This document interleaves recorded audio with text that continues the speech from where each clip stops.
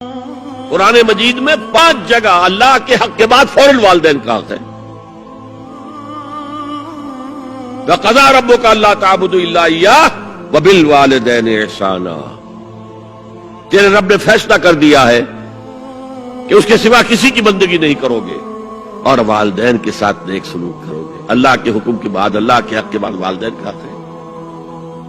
سورہ لقمان میں انشکر لی ولوالدیک، شکر ادا کرو میرا بھی اور اپنے والدین کا بھی. اور سورہ بنی اسرائیل میں تو کیا تفصیل آئی ہے. اما یبلغن عندک الکبر احدہما او کلاہما فلا تقل لهما اف ولا تنہرهما وقل لهما قولا کریما واخفض لهما جناح الذل من الرحمۃ وقل رب ارحمهما كما ربیانی صغیرا. اگر تمہارے والدین میں سے ایک یا دونوں تمہارے پاس بڑھاپے کی عمر کو پہنچ ہی جائے، انہیں کبھی اف تک نہ کہنا، دل نہ توڑنا ان کا، چھاتی چوڑی کر کے بات نہ کرنا، ان سے کندھے جھکا کر بات کرنا، ادب سے گفتگو کرنا.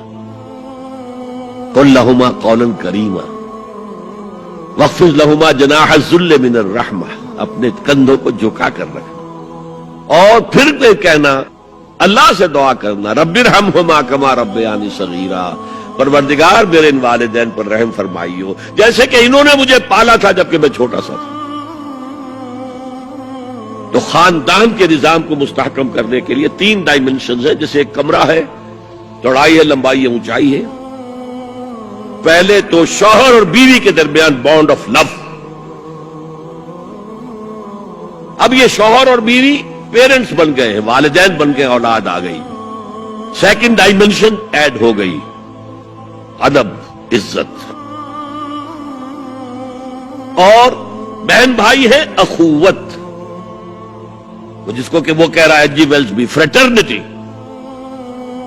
خاندان کا ادارہ مستحکم. یہاں ایک نقطہ اور بیان کر دوں. لیگل لیول پر بیوی کے حقوق کم ہیں، شوہر کے زیادہ ہیں. الرجال قوامون علی النساء، سیدھی سیدھی بات ہے اور ہمیں ڈٹ کر کہنا چاہیے. اس سے زیادہ معقول بات کوئی نہیں. کسی ادارے کے 2 سربراہ برابر کے اختیارات والے نہیں ہو سکتے.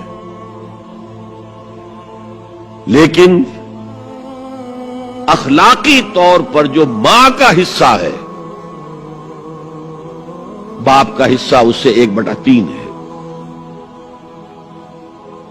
قرآن مجید میں آیا ہے نا، حملتہ امہ وہنا علی وہن وفصالہ فی عامین ان اشکر لی ولوالدیک.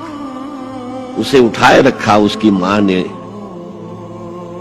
اپنے پیٹ میں، کمزوری پر کمزوری جھیل. کمزوری تو ہو رہی ہے، اس کا خون چوس رہا ہے اندر، جھونک جو ہے وہ چوس رہی ہے خون اس کا. اور سب ماؤں کو تو اتنی نرشمنٹ موجود نہیں ہوتی کہ آپ پریگننسی میں اس کے لیے ضروری نرشمنٹ فراہم کر دیں. وہنن علی وہن، کمزوری پر کمزوری جھیل کر بھی اپنے پیٹ میں اٹھائے رکھا.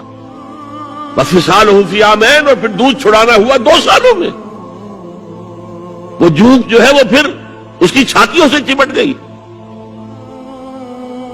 لہذا اس کا حق 3 گنا زیادہ ہے باپ سے. ایک صحابی حضور سے پوچھتے ہیں، حضور میرے حسن سلوک کا اولین مستحق کون ہے؟ فرمایا تمہاری والدہ. پھر پوچھا ان کے بعد کون؟ پھر کہا تمہاری والدہ.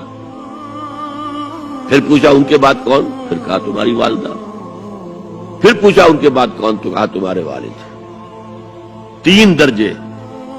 اور یہ جو فرمایا الجنت تحت اقدام الامہات، جنت تو ماؤں کے قدموں تلے ہے، یہ باپ کے بارے میں تو نہیں فرمایا.